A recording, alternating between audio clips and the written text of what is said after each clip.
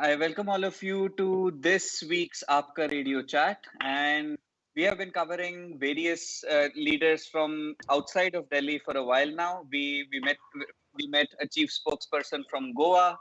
Then we spoke to our former convener from Kashmir. And today we have with us the chief spokesperson from AAP Karnataka unit, Sharat Khadri. And so today is a today's a very special day as well, because just this week AAP managed to open accounts in the Gram Panchayat elections in Karnataka. So this is in a way rural local body elections, and very soon we are also about to contest the urban local body elections in Bangalore. So welcome, Sharat, and we are very glad to have you. Thank you, Prashant. My pleasure, and thanks for giving me an opportunity to talk to all of you through this medium. Yeah, yeah. Yeah, we have with us various NRI and remote volunteers, and who are very curious to know how the Karnataka unit is growing and what has happened lately. We don't get so much news coverage on what's happening in local units. So, I mean, And hope this chat will expand all of our the view on this. I So, understand. so before we get started on Karnataka, tell us on how you joined the party and how did you get into active politics? Like, why is Sharat Kadri in politics today? It's actually been about 8, 9 months, I would say, into politics. Wow. And Okay. before February 2020, I was not at all into politics. I have been into corporate life for about 13, 14 years with companies like Nokia, Coca-Cola, and many such FMCG and telecom companies. Later Mm-hmm. on, for last 3, 4 years, I've been doing businesses.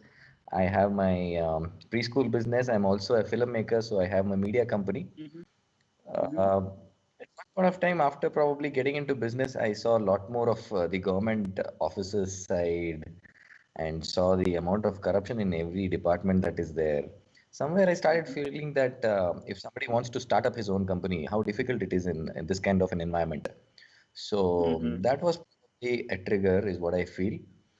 Many Mm-hmm. such triggers happen to uh, see real life issues more closely, because once you're in corporate, you're into a different kind of a lifestyle. So morning till evening, you're with the company, and you hardly get to actually go outside and see the world. But once you're into the business arena, you have a lot of Right. exposure, and that's when I started feeling that we need good, educated people into politics, and there's no Mm-hmm. point just cribbing about our system with our friends or family. We need to be part of the change and try to do something. If it's really possible to bring some change, then why not? So that was the Mm-hmm. idea. And the biggest motivator for me was the Delhi elections, assembly elections. Right. So Right. I've been following up for a long time. My father was also a very big supporter of Aam Aadmi Party since Mm-hmm. its inception. Mm-hmm. But then I think the results this time about the Delhi assembly elections, that gave a lot of confidence, saying Mm-hmm. if there is a party which can win elections on the basis of its work and its whatever track record in the last couple of years, then it genuinely talks about the genuineness of the party. So that's when I said I want to have a heart-to-heart discussion with the AAP team in Bangalore, and Mm-hmm. they were kind enough to answer all my queries and all that. So I had a long discussion, and then finally I decided to get into it. And I think it's been a very worthwhile experience, because over a period of months, I have understood AAP really well with respect to the ideologies, the principles that we work on. It's really Mm-hmm. amazing. It's a very unconventional party, and I'm sure we can actually bring about a lot of change in India with AAP. Yeah. I mean, it's really impressive to see that in 8 months you have you've transformed from an outsider to the chief spokesperson of a state unit. Mhm. And Yes. that's okay. This kind of, I mean, even Congress leader Jyotiraditya Scindia does not have this bigger role in Madhya Pradesh. Exactly. I started as a ward president, and Uh-huh.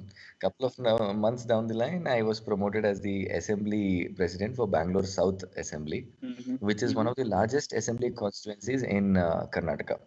Mm-hmm. So it's about 4.7 lakh voter base. It's one of the largest Right. constituencies. So that was Mm-hmm. a very big responsibility. And along with that, this came in because I had started going to media, talking about various issues on debates and all that. And Mm-hmm. somewhere probably the party felt that I The should be taking organizer up has this role. ended this Uber conference. So that's Goodbye. how I landed up with the chief spokesperson's role. So now I Mm-hmm. handle both state chief spokesperson for AAP Karnataka as well as the president for Bangalore South Assembly. Sorry for the hiccup. Yeah, you were saying about the role of national observers in the state unit. Yeah. Mm-hmm. Yes. So now we Yeah. have an observer from the central team for Karnataka, Mm-hmm. Mr. Romi Bhatti is Right. handling it. Mm-hmm. And yes, he's been here for about 2 months now, seeing the whole activities, how the organization structure was currently operating. We've taken a lot of Mm-hmm. inputs from him as well because he was Mm-hmm. instrumental in the initial Punjab elections as well. Now he's also handling Right. the Gujarat elections. So he has Mm-hmm. a different perspective, knows a lot about strategy. So that brings Mm-hmm. in a lot of expertise. So I see a lot of professional approach here in AAP. So it's Okay. like a startup organization with experts, I would say, on the panel. That makes it easy for somebody like us because they actually identify talent really fast, helps Mm-hmm. us Mm-hmm. who are good Mm-hmm. at some things to actually come out with our talents into the portfolio. So that actually helps. So we have somebody who is good in talking, somebody is good in strategizing, somebody is good in understanding political activities, somebody has Mm-hmm. the knack of listening with media. So that way today, if we see a lot of youngsters have come in, and it's become a proper organization. So AAP Karnataka has is transforming into a beautiful organization today with different departments like media, social media, political Mm-hmm. activities, me handling Yeah. the chief spokesperson thing. So it's a beautiful Yeah. organization. There is autonomy, there's a lot of freedom. You can pick up your own issues, you can bring it to the leadership Mm-hmm. team saying, there is a burning issue here and I want to take it up. So then, once it is approved, that yes, we will be taking up this issue, all the departments like media, social media, everybody comes in, pitches in with their strengths to support that cause. So that's the beauty of the working model here. Mm-hmm. So, I mean, like until now, we only knew about the urban Bangalore unit. We knew Prithvi Reddy, we knew Ms. Shantala Damle, and a few other handful of figures. Uh, but recently, we know that AAP has made inroads in rural Karnataka as well, and it has won Yes, 18 Gram Panchayat elections. And we knew yes, nothing about yes. this organizational building. So, what do these results tell us? And what is UP doing to expand its base across rural Karnataka? I think what worked for us is from the ISE movement, we had a lot of volunteers who had come up in different parts of Karnataka. Yeah. The positive thing was we were able to hold them for this while, saying that yes, you can please trust the Aam Aadmi Party in Karnataka as well, and if you hold on to us, we will also come up into power one day. Mm-hmm. So there were a lot of volunteers who've been with us for a couple of years now Mm-hmm. spreading the word about the Delhi model, talking about what we're doing on a daily basis in Delhi and how we're transforming lives of common people. So that has actually worked. So if you see, the Delhi model has the education revolution, it has the healthcare revolution, which probably makes a lot of sense and has a lot of relevance in rural part. Mm-hmm. So if you see rural India wants good education, wants good government schools, wants good government hospitals, that's the need of the hour. Mm-hmm. Somewhere I'm very happy that people have appreciated our Delhi model in the rural areas and they're asking for the same. So that has worked for us. Luckily, we did not put candidates across Gram Panchayats. We were Mm-hmm. also very choosy wherever we had our volunteers and wherever they were interested. So it's not that Mm-hmm. we were running behind numbers that we need an entry into Right. Gram Panchayats. We Right. felt we had genuine volunteers and they themselves were feeling that yes, this is the right time for us to go and contest. We Mm-hmm. said, okay, we will support you. So that's when we went into the Gram Panchayat elections. And the way Constitution says that in Gram Panchayat elections, we are not supposed to bring the party symbol and Got it. do a party-based campaign. So we actually did not get involved into the day-to-day activities. We supported them from back end if they wanted some Mm, ideas mm, or what. mm, mm, That was a mm, very basic thing that we did. So I think what has helped is the genuine effort of these candidates on ground talking about the Delhi model. And mhm. yes, as I said, there's a relevance for that model in rural parts of Karnataka. So people have given their verdict. Nice.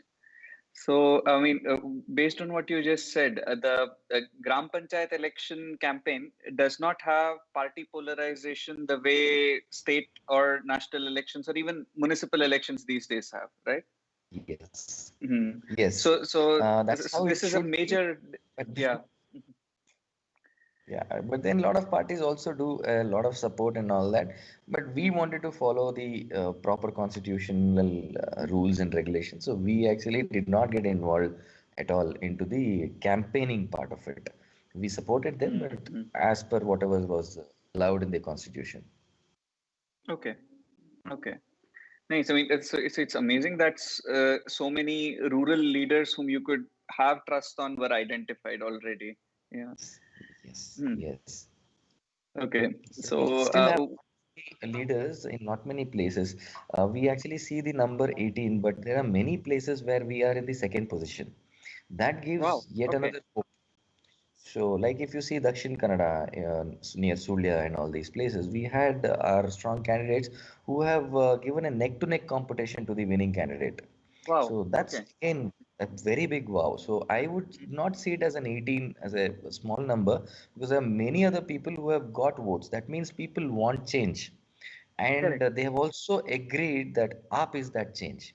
So Okay. if they agree that AAP is that change, then that's a big thing.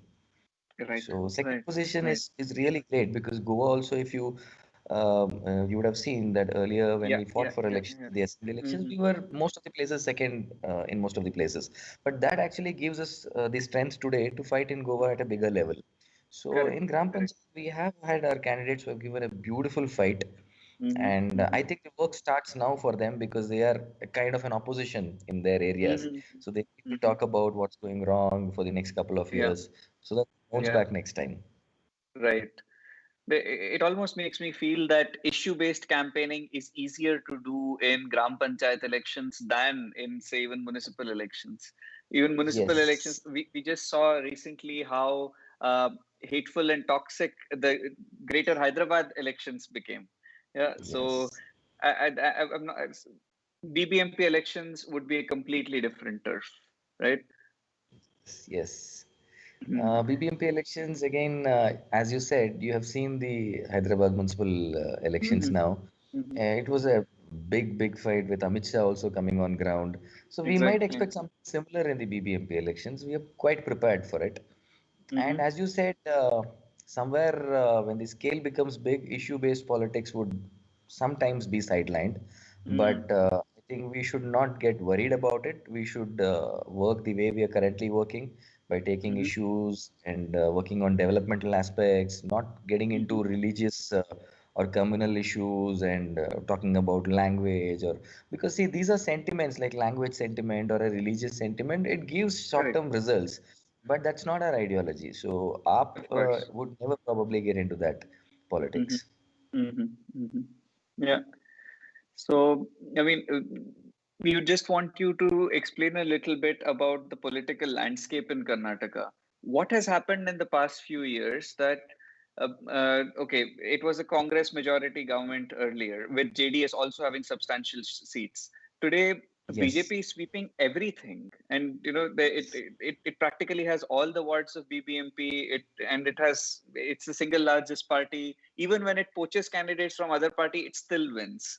And yes. okay, what has changed in the past 5, 6, 7 years in Karnataka that BJP has got such a loyal base? See, what happened is when there was a Modi wave at the national level, people in Karnataka felt if we vote BJP into power at the state elections, there would be a Hmm. double engine power to Karnataka.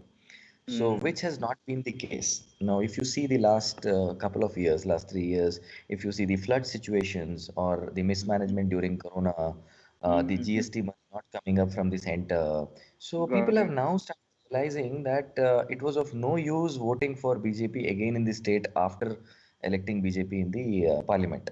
So Mm. people of Karnataka have seen that there's a lot of corruption now at the state level in BJP, and they've Mhm. started realizing that we did a mistake.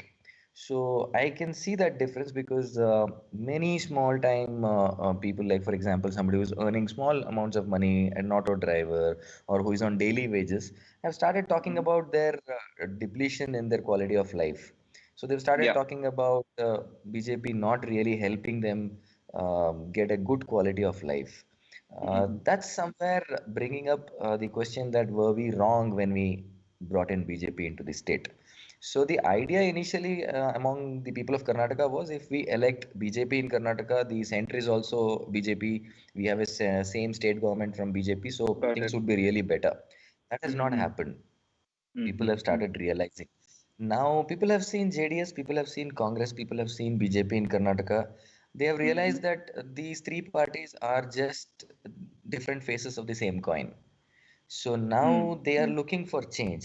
Now the Mhm. responsibility with AAP is can we prove them that we are that alternative?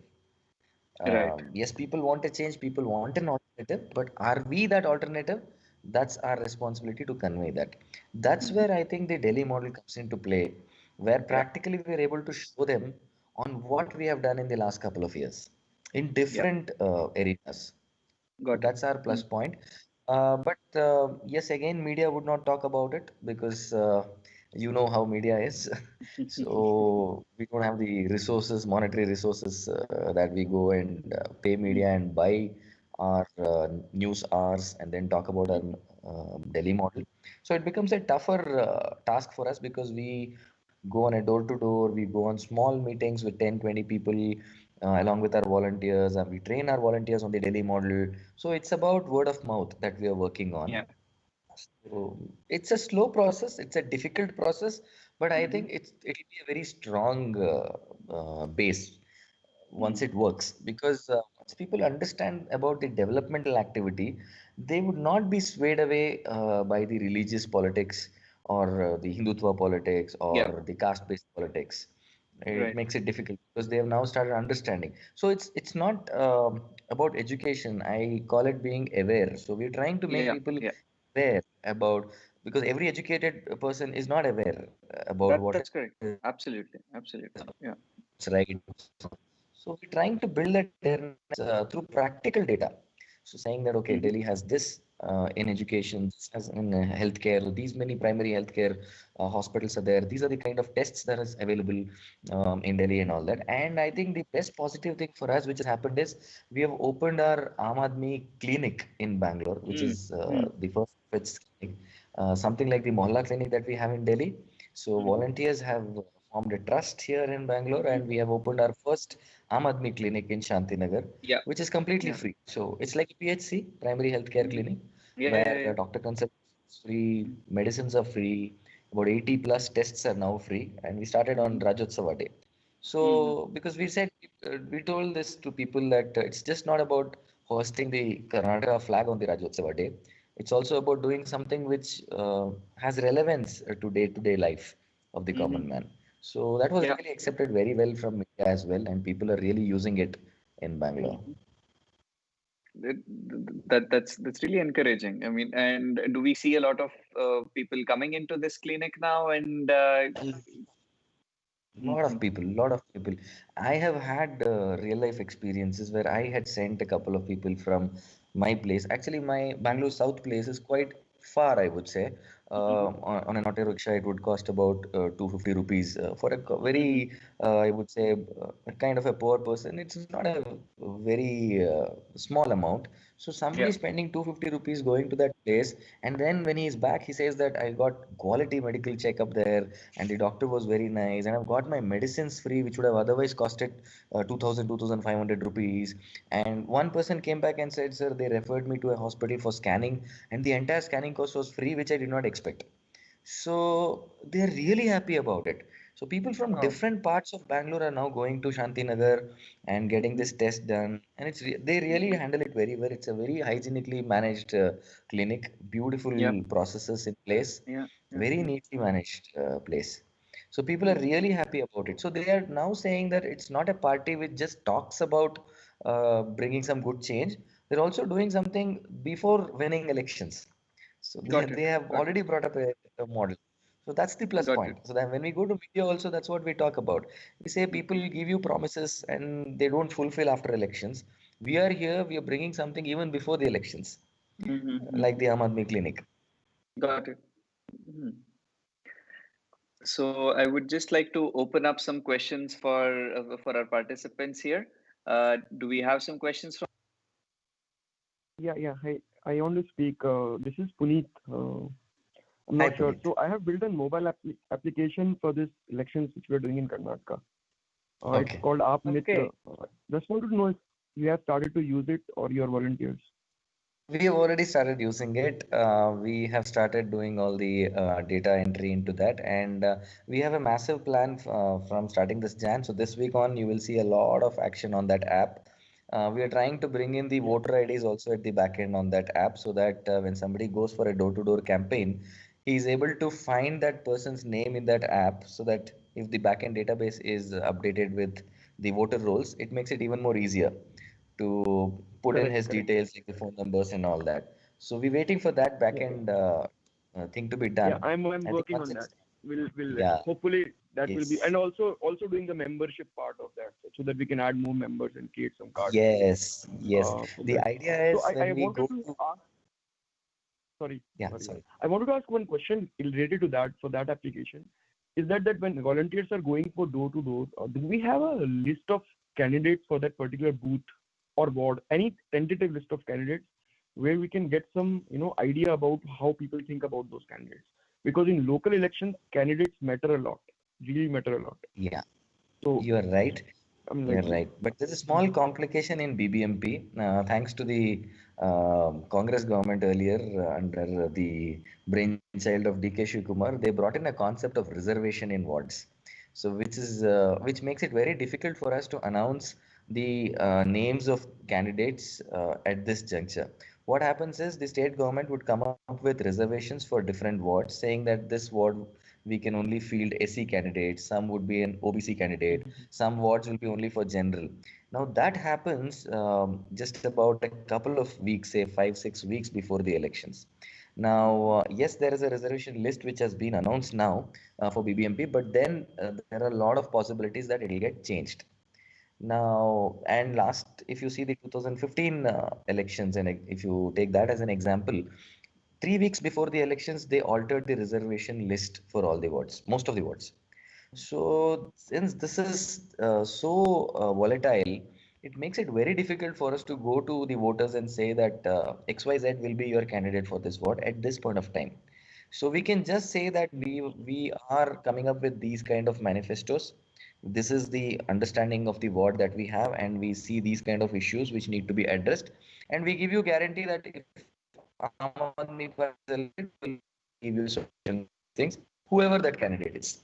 At this point of time, it makes it very difficult for us to go and tell that X is our candidate or Y is our candidate. So very difficult. Yeah. Right. Yeah, yeah. I mean, like we That's can add an entry point to just ask for a favorite candidate or something like that. I don't know. Maybe something later in future. Yeah. We have a Okay. ward president at this point of time. So every ward there is a president, but not necessarily he would become the candidate for that area, because as I said, the Correct. reservation might change. got it. But then we have a ward president because we can't stop the whole campaign, and we need to have a leader. So we bring in this concept of ward presidents, which is there. So he Mhm. leads the whole campaign, he leads the door-to-door activity, he becomes the face. And tomorrow, if there is a different candidate, this ward president would go to these door-to-door people and say that, see, this is the candidate that we are fielding in. And don't worry, since I am the president and I have taken up your issues and all that, whoever is the candidate, we will come up with the solutions if AAP is coming into power. Mhm. Mhm. Okay. Yeah. Sounds good. For the municipal elections, does the concept of a mayoral face even matter? I mean, a CM face matters a lot for state elections. Yes. This concept of mayoral face, which could be context, which could be immune to this reservation policy, is that a usable strategy? Uh, till now, if you see Karnataka elections, it has not been uh, done like this. At least the mayoral phase does not come up as a prominent kind of a election campaign strategy. Most of the parties don't even talk about who is going to be the mayor. So we will probably also keep it uh, like that. We don't want to be too unconventional and say that we have a mayor face already. Because what happens is you think of a mayor candidate. What if he does not win in his ward? So, Right, so it right. will hit you back. So let's see who all win and then the best candidate. We have our internal thing done. So we have our plan that okay, if we form the council among us, probably yes, this will be the person who's been into the party for a long time. He's done a lot of organizational building work with us and all that. But then that is not something to be told to the outer world at this point of time. We want Yeah, the elections to get. got it, got it. Yeah. So, do we have some more questions from the participants? Hi, this is Manish. I have a question. So Yes, for Yeah. Manish, BBMP please. election, what we are proposing, what promises we are doing to the people? Okay, we have come up with a manifesto. Okay, if you see the manifesto, it has many points, but among those many points, we have picked up 10 issues, which are the burning issues in Bangalore. Just to give you a couple of examples, it is about education because BBMP has a lot of government schools under its preview. We have government hospitals under BBMP, so that's another topic that we're talking about, which is healthcare. So, how do we actually build the healthcare infrastructure? Now, if you see, if there is a ward, there is a population say, of 45,000.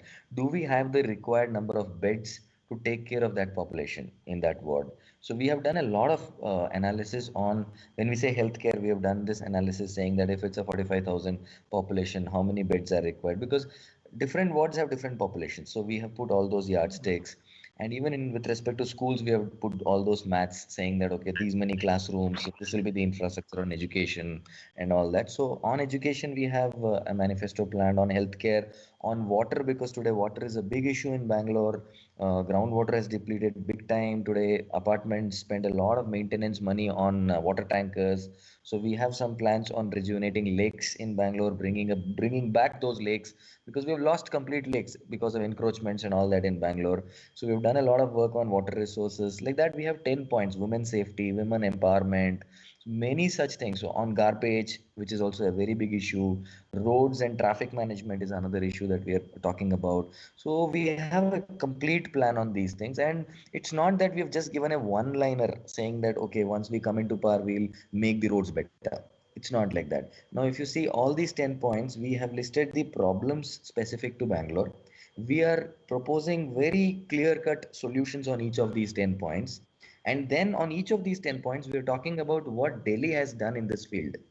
So every page of that, we've done a kind of a flip chart for these top 10 things in the manifesto, wherein all three things are there: the problem, the solution that we offer for Bangalore, and have we done something in this field in Delhi? If yes, what is that? With data facts.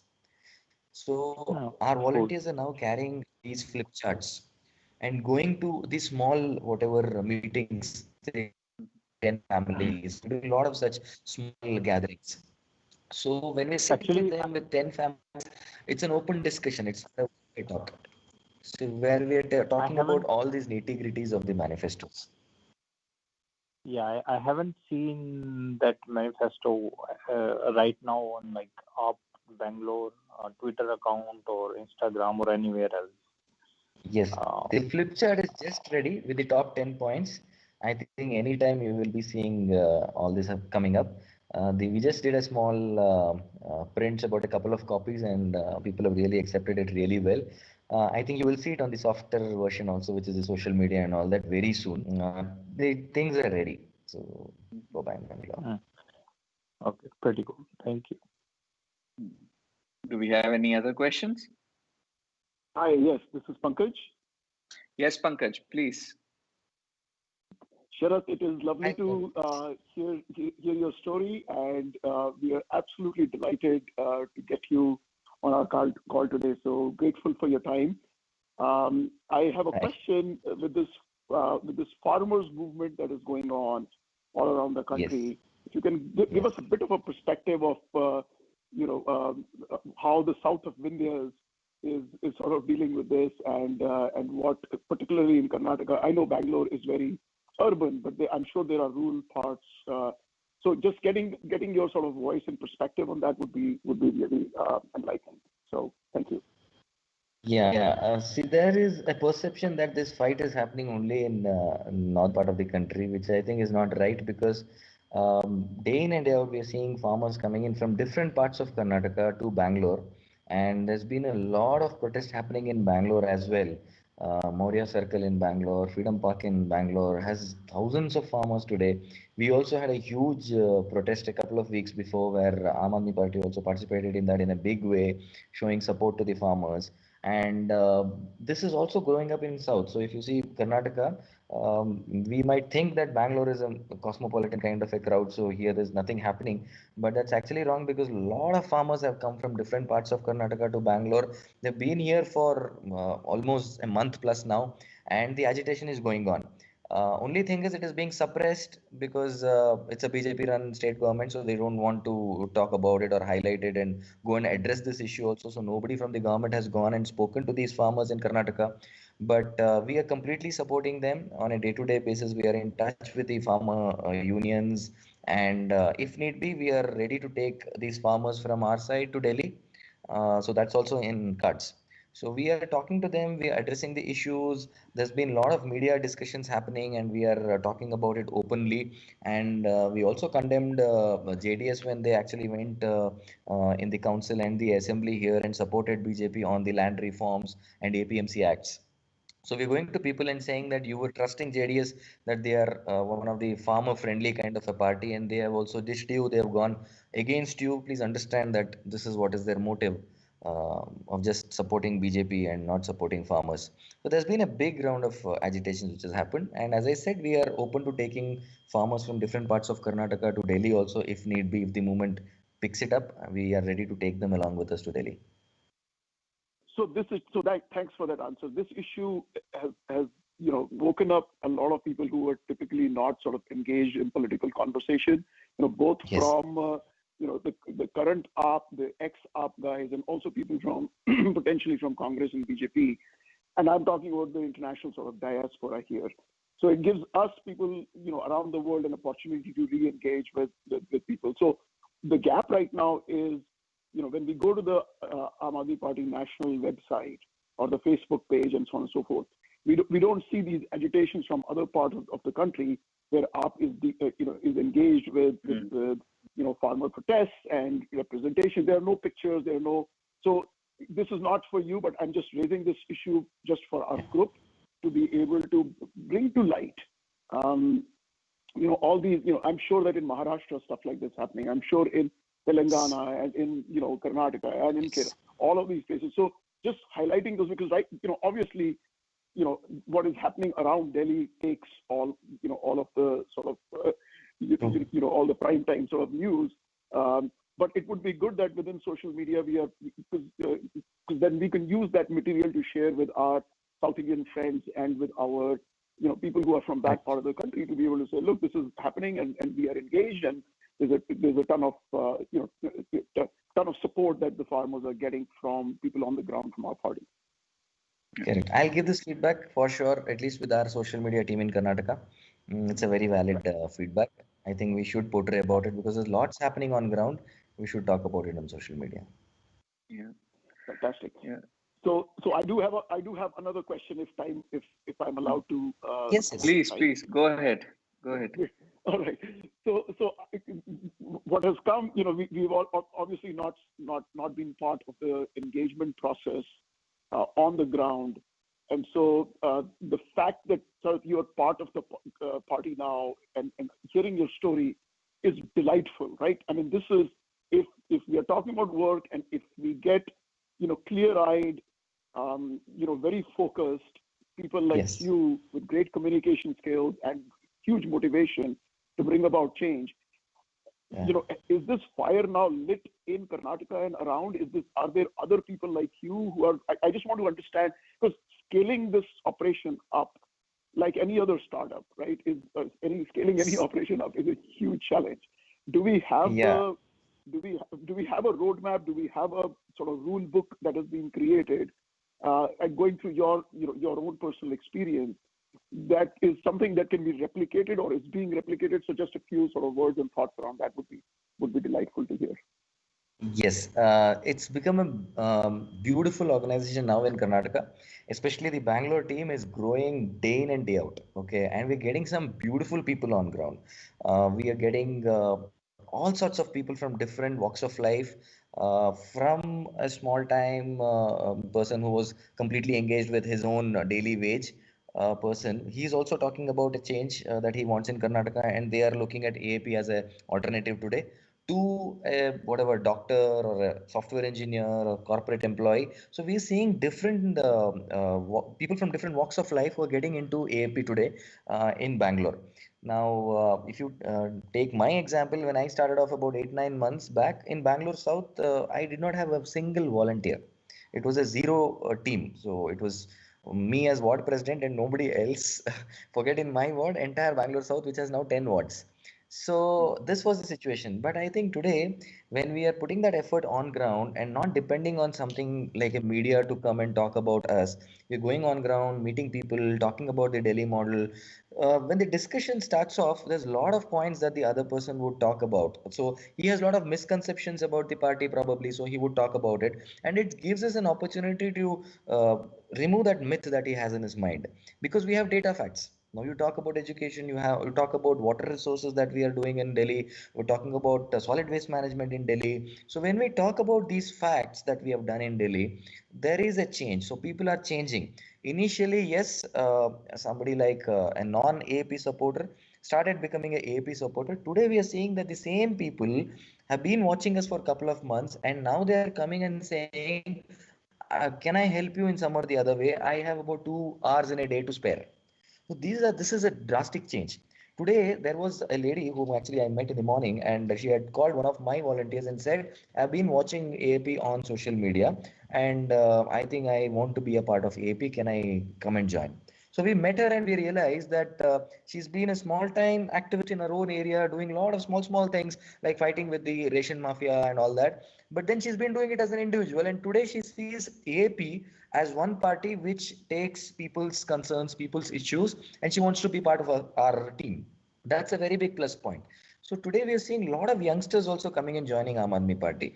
At this juncture, we have also said that if tomorrow there is an election, BBMP election happening, we are ready to field all candidates across the wards. That is 198 wards. We are ready to field candidates across 198 wards. So that itself talks about the fact that we have grown our organization to a level where we can field we have volunteers in all the wards, we have candidates in all the wards. So this is the level that we have already achieved. It's been a tough task. It's a continuous task, I would say. And I think we are growing big time in Bangalore. This time BBMP, we were a couple of months back, we were saying, can we get a couple of seats in BBMP? Now, at least we're talking about forming the council. So how many seats we win at the end of the day is something that we don't know. But then we are at least talking about forming the council, which itself is very big thing.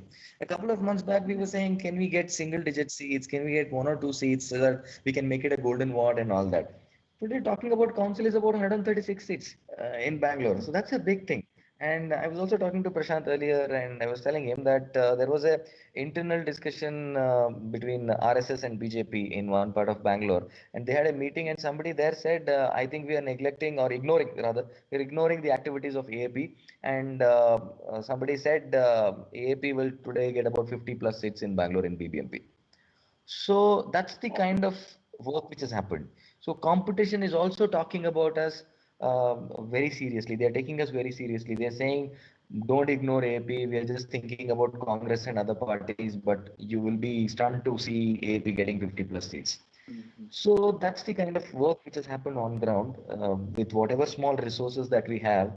I think we've been very, very effective. People are joining left and right. Very good people are coming on board. Youngsters are coming on board. Today we have a strong youth team. Today we have opened up our women's wing. That's a beautiful thing. I am also talking to a couple of transgender communities where they have also started realizing that they want to join. I'm having some couple of active discussions going on. So in a couple of days, you might see a couple of good transgenders coming in into the party because they also have issues and nobody has addressed them. So that's going to be a different thing. So we are getting people from different walks of life into AAP in Bangalore.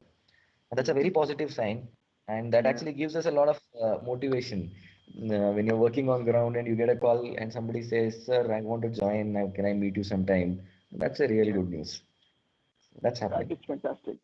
That I is mean, the fantastic. party So, has come such a long way from just a few years ago. We barely managed to register for 10 seats for assembly elections, and Yes. now we are actually ambitious about forming council in the city. Yeah. Yes. that's awesome. So what is, if there is one or two things that you wish you had at your disposal to see this thing, from move from a Rajdhani Express to a bullet train and then to a space rocket? What would that be? What would be your aspiration in terms of, if there was one or two things from resources perspective, or whatever comes to your mind? And I'd like to have this engagement conversation as a follow up, moving forward. Also, you don't have to be put on a spot to answer this question, but that would be something that would be very interesting. So we can put our heads together to be able to make this process work even faster. See, there are two things. One is for this movement to happen. So I would call it a movement. AAP coming into power is just not a political power getting into political party getting into power. It's about a movement. It's a people's movement happening. We need a lot of volunteers into this. And it's not that all volunteers need to be on ground. Somebody who is remotely associated with us also can help us in social media or many such things. As, for example, one of you is helping us with an app and all that. So that is something, if we can add on that kind of a back end strength, that would be a great support. The second thing that I look at is elections means a lot of resources, a lot of funding, a lot of monetary things. Because today, the kind of people that we are bringing on board, we are not asking anybody as to how much money they have in their pocket to stand for elections. We're just saying if he's really having that will to bring in that change and he's really strong enough to work on ground, bring some change on ground, and then we are giving him those ward president positions. Probably not all of them are financially very, very strong, but they might be real great leaders if we can fund them from behind and say that we take care of the elections, don't worry on that, just do your work on ground, and after you win, you need to do all this in this time. So there are many such candidates. Like for example, today we are bringing auto drivers. Somebody who has a tent house is coming up to become a corporator. So we are encouraging all these people. But when we do this, yes, there is a lot of resource that we need because they might not have the financial muscle. So we might have to really help them on that front to stand for elections and help them win those wards. So these are a couple of things that comes to my mind. If you need a grand scale win in BBMP, the resources would be, yes, one is the funding and one is the volunteer count. All sorts of volunteers. Somebody might say, I will just give about 1 hour a day. That's also fine if you can use it properly. That's a big add-on. So we are looking at these two things is what I feel. Got it. Thank you. Speaking about volunteers, I mean, for a crowd-funded party, the biggest thing is having full-time cadre. I mean, full-time cadre need to be supported. They need to be able to at least feed themselves and sustain themselves. And not everybody has the resources that the parents will back them or something like that. How do you support yourself, and how do other party volunteers, support themselves?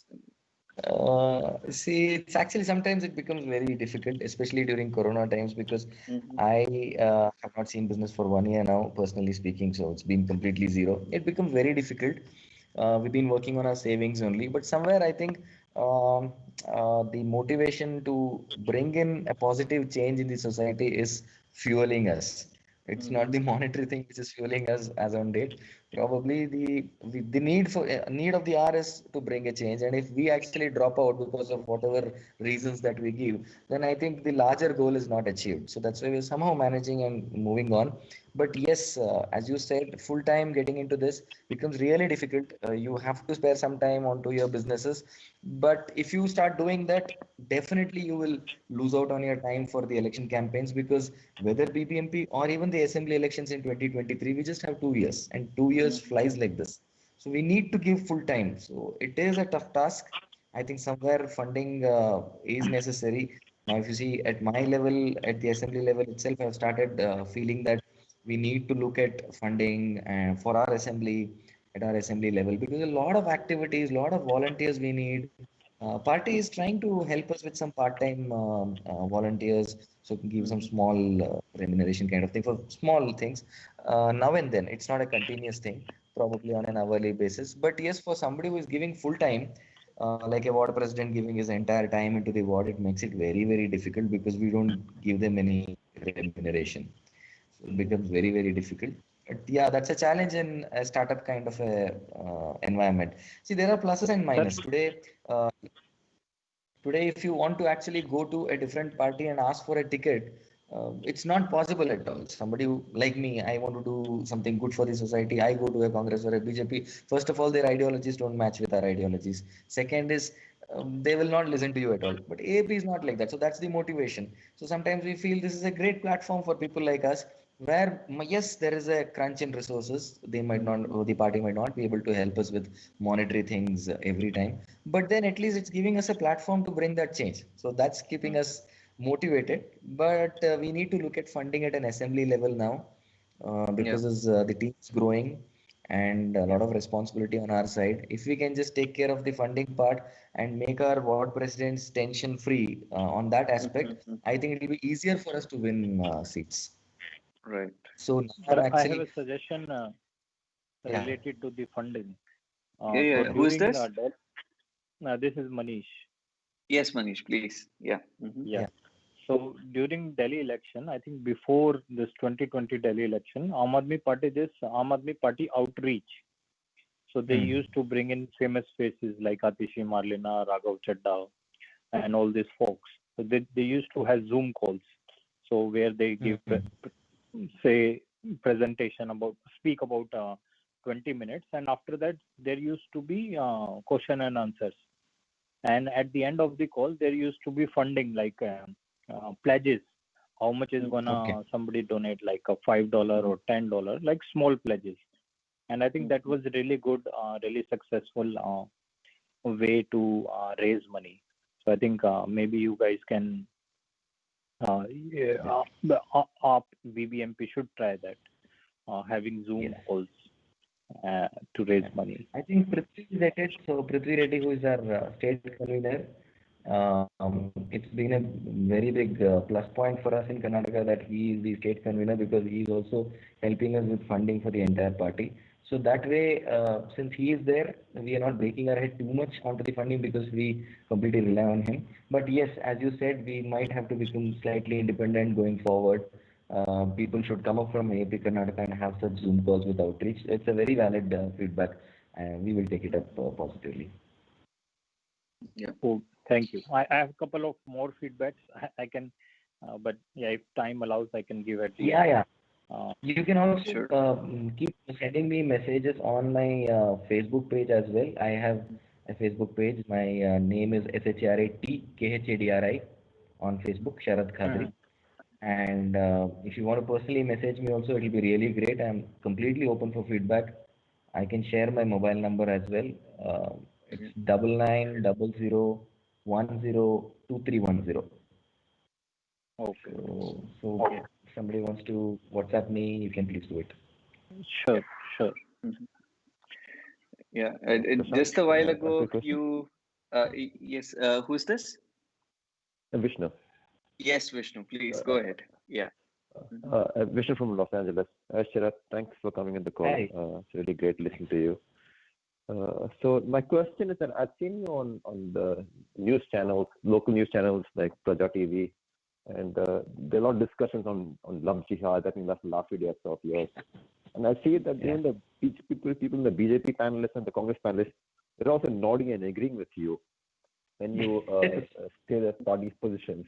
It's very strange for me to see like BJP guy nodding when you're talking about love jihad and how it is wrong, and he's also nodding. And so my question is, like, what happens after the discussion? Like, what these BJP guys are also your supporters in the end, or what happened?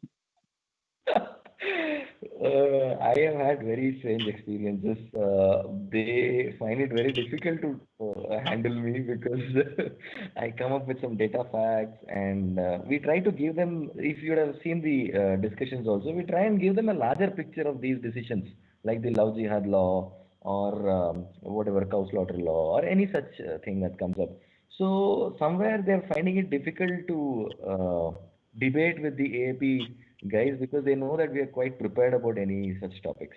So when you come outside, initially I used to have a lot of tough discussions happening, saying that you guys blame us a lot and all that, and you will have a tough time on ground and all those things. So that's quite common in politics. Now we have got used to it, and now they have also got used to us, so they know that we will not budge. So, so of late, yes, they started asking the TV channels saying, is AAP going to participate in the debate? And they want somebody who is also prepared from their side, and all that has started off. That's a good sign. And we started getting a lot of good callers. Some people calling the channels after the live debates and saying that there was a beautiful discussion that happened from the AP side. That's again a positive thing. So I have experienced that personally. After one of my debates, somebody had called saying, "Who was that guy with that AP cap?" Because those points were really nice that he put across and all that. So that's a positive thing. So when we go to all these debates, that's what I tell the spokesperson, that it's a great responsibility. It's not about your individual thing because whenever you talk, it's about the party's image. So people would be forming image about the party and they will get judgmental. So it's a very big responsibility when you go to media and talk about all this. So yeah, it's been a great experience, and I think that's the reason I have been chosen as the state chief spokesperson now for Karnataka. That's wonderful. Because I don't allow them to talk and just keep nodding during my debate. Yeah. So how is the viewership of these local channels where you do get some space to talk compared to channels like Republic and Times Now in Karnataka? These channels are very strong. They have their own loyal base. If you see their FB live also, they go on these debates also go live on their FB pages simultaneously. There's a lot of viewership now, and these are prime times. So generally, Vijay TV is at 7 p.m. in the evening. It's a prime time, and they take all these current affair topics. In fact, these topics we hardly get 1.5 2 hours for preparation. So probably at 3 o'clock or 4 o'clock in the evening, they would tell us the topic, and we would be there by about 6:30. So they are not. So you need to be prepared all the time. It's not that you get the topic and then you prepare for it. So you need to be prepared to a great level. And there is a lot of viewership. There's a lot of viewership, and all of these people now have their own YouTube channel, so they post their videos there. Again, they get their viewership there as well. So it's just not the live program; it's also on the recorded version. So there's a lot of viewership for local channels, and this has also helped us. Now, if you see, as I said, many silent voters who would not otherwise come and talk to you about AAP would be seeing all these things, forming an image about the party in their minds. And slowly, when they see that yes, educated people are coming up with valid points and data facts presented, they turn towards AAP, and that's I think the reason why there is a small shift of BJP supporters and Congress supporters, JDS supporters moving to AAP now. Yeah. Do we have some more questions?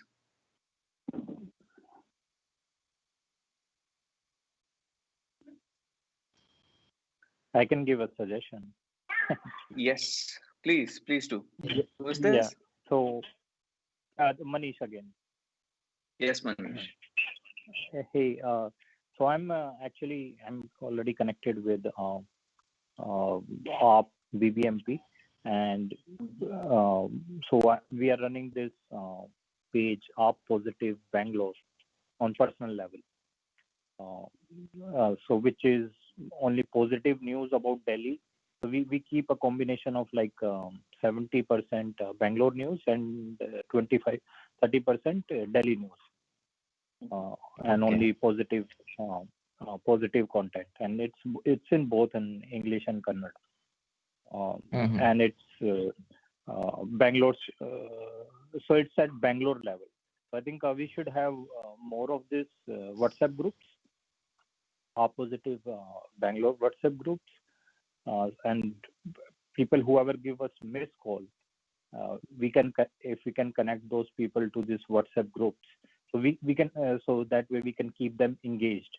So it's only admin can send message over there, and we send like one message or two message daily over there. So it's only admin, so there is no like anybody typing in anything. So it's plain simple. Like if somebody wanna, it's similar like R positive.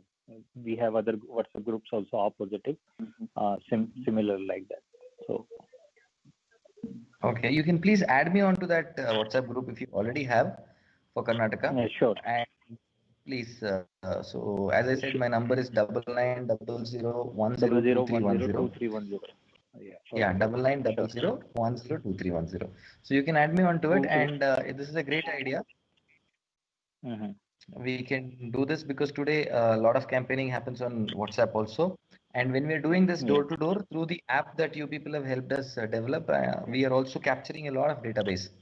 And at a ward level, otherwise also we had started doing a lot of activities, and in every activity we were picking up the phone numbers of people who are willing to support us and who want to be in our WhatsApp groups. Now, if you see in my assembly, I have citizens WhatsApp groups where we talk about civic issues as well. So it's just not a one-way communication from our side. We tell them that if there is a civic issue, please put it onto the WhatsApp group, and I will address it. Probably whatever help you want from the relevant departments, we'll try and fight it out. So that has also given a lot of help. So in these WhatsApp groups, what we do is along with the whatever civic issues, whatever we are talking about, the farmer issues and protests that we are taking as a party, I put that content as well in that WhatsApp group. So I think once you include me to your positive AAP positive group, I can get some content from there which I can post in my residents groups. So that will be really nice. But yeah, that's the thing. Like I think we want to make this distinction. Like engagement groups should be different, and so only at the Bangalore level content should go into the Bangalore level, so people can just go and look there. And in your WhatsApp group, that's more like ward specific, right?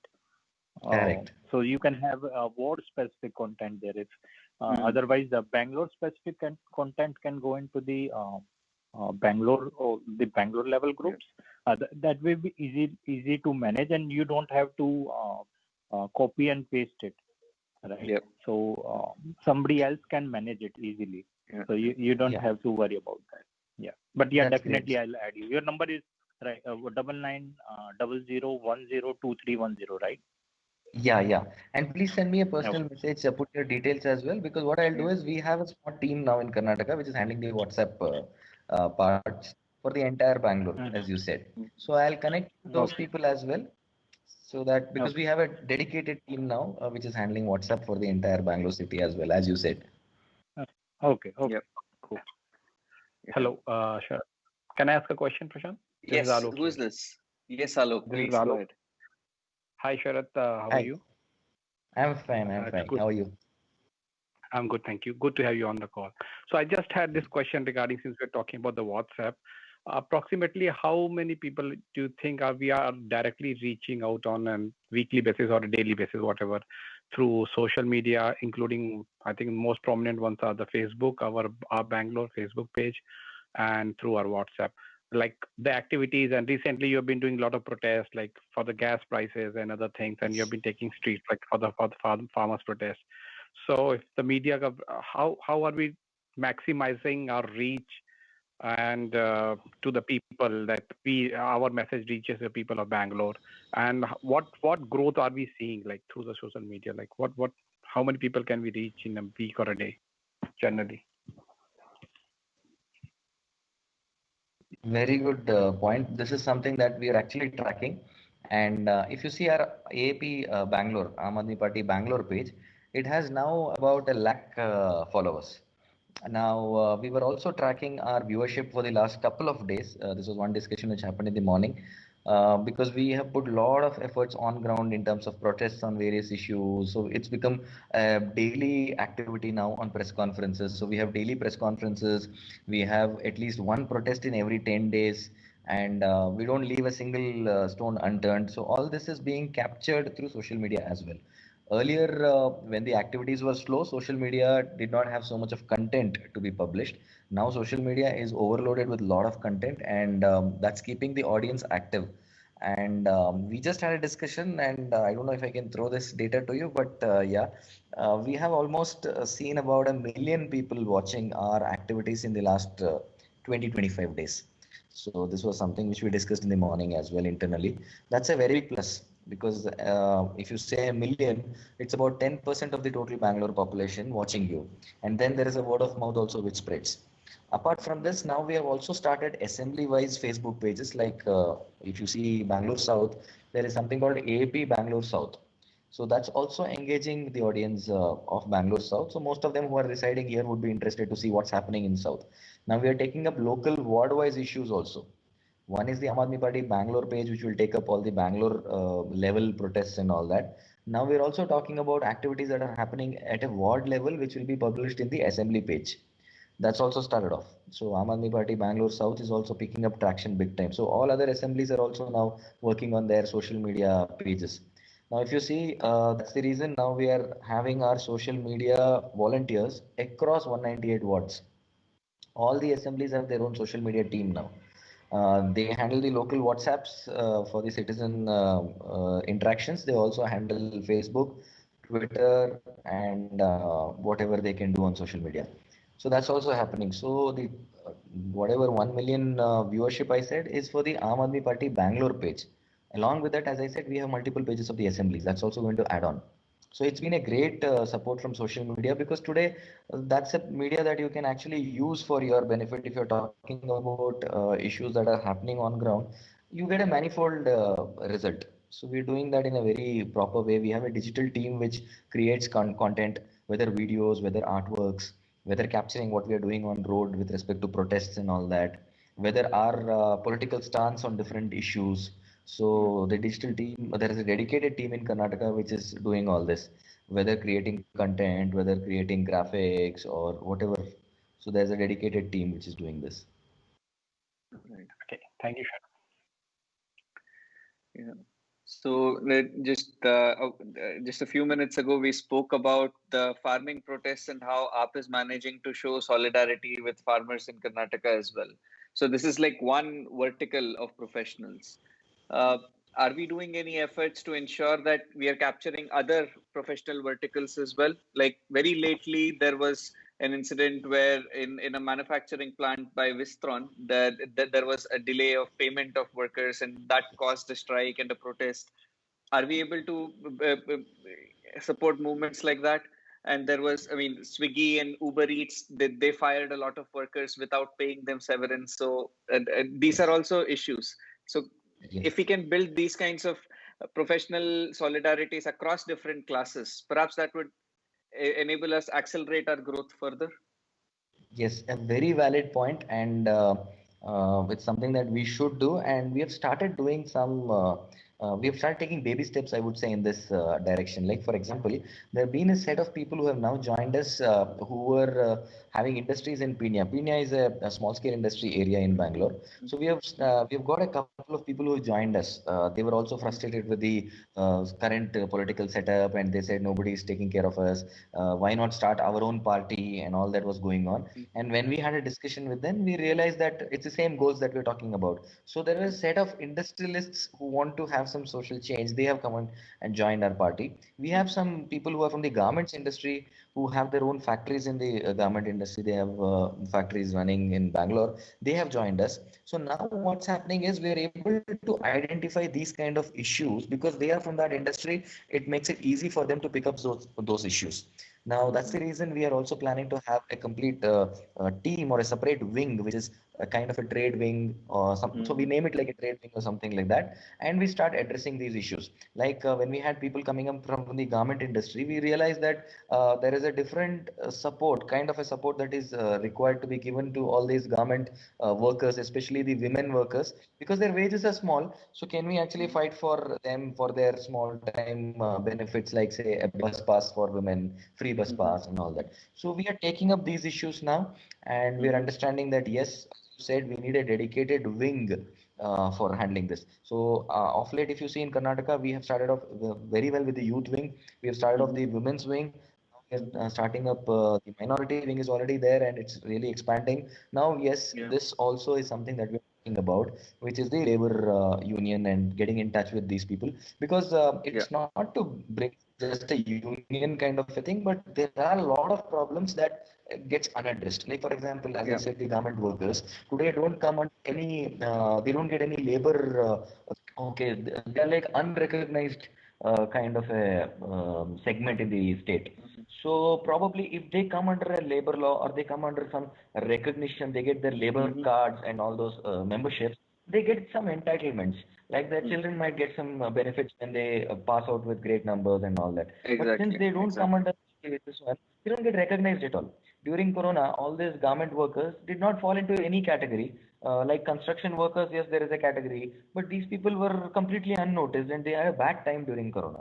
So we have started recognizing this, and yes, we're working towards it. Very soon you will see that there will be a dedicated team for this to take up. Not that we're not taking issues currently, we're taking up issues, but a dedicated team for that would be easy for us to pick up relevant issues and have a very productive discussion because they're experts in that. So we want to come up with that. The way we have the youth wing, women's wing, we will have this thing. We have fought for the auto drivers and cab drivers in Karnataka. If during Corona, Delhi was giving 5,000 rupees relief amount. They gave it for 3 months to the cab drivers. So we fought with the Yadurappa government. We had gone to the transport minister. We said, if Delhi can give it for 3 months, why you can't give it for a month at least? And we were actually we could get that relief amount 5,000. And then when government gave it only to 40,000 people, and there were another 3.5 lakh people waiting for it, I actually took it up on media as well. We fought, we did a protest as well on ground. So AAP took it up big time, and today about 3.5 lakh people in Bangalore, in Karnataka, have got their 5,000 rupees relief amount from the government because of all that pressure that put onto the government. So we've been doing these activities, but as you said, a dedicated team for that or a wing for that is necessary. You're absolutely right, and we're doing that very soon. Yeah. Do we have some questions from the participants?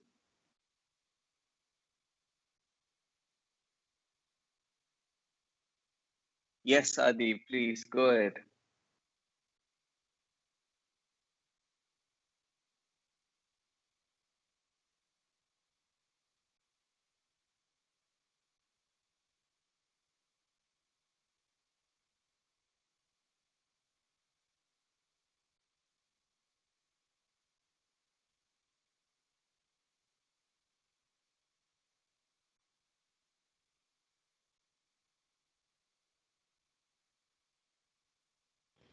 Okay. First of all, this is Gram Panchayat, small correction. So this is Gram Panchayat level. Now, I would say these people are really hungry for a change. That's the reason they went ahead and fought under the Aam Aadmi Party banner, or they said we will not associate ourselves with a BJP or a JDS or a Congress. We want to fight independent because we believe on the ideologies that AAP is working on. See, for all these winning candidates, I'm sure in their small areas, people would have already recognized before the elections itself that these are our winning candidates, and many parties would have tried to woo them to their side. But luckily, all our volunteers stood as clear independent, and they said we don't want to get into any other party, or we don't want to take support from any other party. We have our ideologies which matches with AAP's ideologies, and we'll fight as independent parties.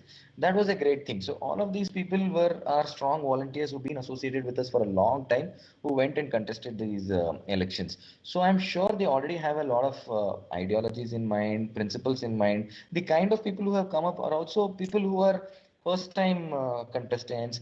They're not from political backgrounds. Okay, they come from a very normal walk of life. So that's the beauty of Aam Aadmi Party, and you see the same thing, same character in these winning candidates in Karnataka as well. So that clearly says that these are people who have come here only for change and not for any other purpose into politics. Now the responsibility on us is how do we guide them to do some great work in their areas? How do we actually give them support in terms of whatever the concepts or strategies that they could implement in their areas, or probably the resources that they would want at their place. So for that, we are getting in touch with them. We have already started talking to them, saying that how they could do a wonderful work in their Gram Panchayat level. Because if people see that difference with these newcomers, then they will have trust in this change. See, people have voted them because they want to change. Now it's our responsibility that these new people actually live up to that expectation. So Aam Aadmi Party will be there with them, will support them with all the ideas on making their grama, the village, a beautiful place. So because there's a lot of things that they can actually do. Gram Panchayats have their roads in their hands. They can do good things in education, awareness among rural people about various aspects. See, there are a lot of government programs which don't reach to the end level at all. With some good candidates like this and a beautiful backing of a party like AAP, I am sure they can bring all those government schemes to the last mile, and then you will see a lot of change. It's just not about infrastructure change that I'm talking about with respect to schools, hospitals, or roads. It's also about changing their mindset, the people's mindset, making them aware about so many schemes that's available, probably some scholarships for kids at those rural levels, all these things. So we will actually guide them so that they make their villages a beautiful one in the days to come. Yeah. Yeah, I mean, one of the key problems that we have in Karnataka and India at large is widespread political apathy, especially in our cities. So, I mean, even in the assembly elections, Bangalore saw very low voter turnout in the range of early 40%. So, I assume that the voter turnout would be even lower in BBMP elections or municipal elections. So, uh, what's our strategy to counter apathy? What's our strategy to enhance voter turnout and enhance voter registration as well? Yes, you're absolutely right. It was about 39% in the last BBMP elections, less than 40. So that's been a big challenge for us. Now people need to understand that corporations elections are also important. One of the reasons that a regular voter would give you when he says that he's not voted for the BBMP elections is he says that every party is fielding a rowdy sheeter, everybody is a goon. So what is the point going and voting for a goon?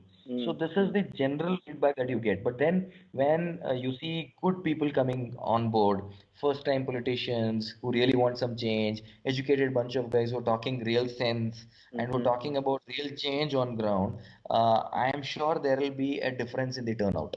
Now, only thing is we need to make them visible on ground through social media and all that, saying that yes, this is the kind of people that we are fielding and they are really different.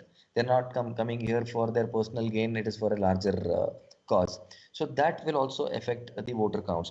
The second thing is, yes, Bangalore has a lot of population coming from different parts of the country, even at all levels. So you see people, laborers coming from different parts of the state, or even say other states like Bihar, Jharkhand to Karnataka. You see software engineers coming from different parts of the state to Karnataka. So somewhere, yes, voter ID registrations. We have also started doing a lot of online camps. We had at different apartments in Bangalore last month where we did the voter ID registrations and all that, so that they come into the BBMP. They get their voter ID cards for Bangalore because that's the basic necessity first of all to vote. And Correct. during our discussions, when we are meeting them, say on a, as I said, we're doing a lot of small group meetings, 10 families, 5 families getting together for a discussion. We're telling them that it's very important to bring in a good corporator or a counselor at a BBMP level. Because today, a lot of people, even educated people, they don't know the difference between what an MP can do, what an MLA can do versus what a civic body representative can do. So I actually met a lady who said, I have written a letter to Modi because my NGO wanted women empowerment. I wanted a sewing machine worth 7 lakhs. So I was like, there are so many schemes. You just could have gone to your local corporator and spoken to him. Why did you have to write a letter to Modi? So she's zapped because she does not know. She thinks Modi is the answer for everything. So a lot of educated people also get into this. I actually had a discussion with one he works in a very big MNC, and he said when I spoke to him about change and all that, he said, Sharad, one small doubt. Can you please first explain me what's the difference between a corporator, MP, and an MLA? So so we are at that level. So today there's a lot of awareness that's required, where we talk to them saying your local civic issues can be handled better if you bring a good corporator. So I had a lot of instances when I'm debating with a BJP supporter or somebody like that. I tell them, please don't look at the party at the BBMP level, because at the BBMP level, most important thing is your candidate. Is your candidate going to come at your call? So you have an issue on the road, you have some garbage issue, and you are not able to bear it. You just give him a call, and he should be there with you. So please vote for anybody whom you feel can do this job. And today's situation, nobody else can do a better job than an AAP person, because all the guys are here for a different reason. They are here, all the other party Totally. politicians are here to make money. We are here for a different reason. So call us and we will help you. So that is Yeah. the difference that we are talking of. When we bring this awareness in their minds that especially a corporate election is completely about your civic issues, then I think the voter turnout will really be good. Plus, as I said, right candidates coming into the field, saying that we have fielded good candidates, they are not rogues again. Please come and vote for them. That also brings a change. So these things will help. Yeah. Nice to know. Yeah. Do we have any other questions from the participants? Also, I Uh, like to add to this one. uh, I think we have to make people realize when they vote, like for BBMP, the annual budget is like 10,000 crores. Yes, So Mm-hmm. for 5 years, it's going to be 50,000 crores at least. exactly. So Correct. if we make people understand in terms of money, like it is the 50,000 crores and this Yeah. 198 candidates. So your vote is going Yes. to decide, are you going to give this Yes. 50,000 crore rupees in the hand of a corrupt individual or like some honest Correct. individual? Mm. Um, Correct. Maybe I think, yeah. Exactly. We are So, actually slicing this BBMP budget into smaller bits, because somebody who resides in an apartment, a middle class family or an upper middle class family, he's not bothered about government schools and government hospitals. So we talk to them about garbage and say, why is it so bad in Bangalore? And then we tell them that the budget, as you said, so BBMP keeps around 1,000+ crores annually. It keeps it aside for the garbage problem in Bangalore. But then still there is a problem. Now, this budget is almost four times of a budget that Delhi or a Bombay spends. So, so we are spending four times when compared to a different city, but still we have such a big problem here. So we are actually slicing down this BBMP budget, as you said, and talking about relevant aspects to those kind of people to whom it matters. So, for example, for somebody who is talking about daily food and the basic necessities, I would talk to them about the night shelters and whatever the budgets that BBMP comes up with, but then we don't see any night shelters here. So those things matter. We talk about the budget on education and healthcare that BJP spends every year, but then we are not seeing a change in the government schools. So we're slicing this BBMP budget into smaller parts and showing them, saying, see, these many crores are being assigned every year, but nothing is happening. So if you really want a change, give us a chance for people who are from the common janta. Today, if we are calling auto drivers and telling them, do you want to become a councillor? Come, Aam Aadmi Party is the platform. And we are telling them we yeah. are doing this activity because we are not fools. We are doing this because we want the common man to come out into politics, because you know the real problems of the day-to-day life. I will give you information about the BBMP budgets. You have information about the problems on ground. If both match, then things can change. Mm, yeah. Yeah. Right. Yeah. We can also give example like if somebody is buying an apartment, like a Mm-hmm. 2 bedroom apartment for 1 crore rupees, they expect it to at least without any issue for 10 years, right? Mm-hmm. If you are Yes. buying a brand new apartment, but the roads which are built like almost at least 1 crore per kilometer, they don't Mm-hmm. stay. They get potholes after 2 3 years. Yeah. Mm-hmm. Months So I even. mean yeah, yeah. They are not built with good quality, and like this is our money, our public money, just Correct. this Taxpayer one, money. yeah, taxpayer money. So if somebody is earning like this IT guys are earning like 30 lakhs uh, rupees a year, so they're probably paying maybe I think 10 lakh rupees.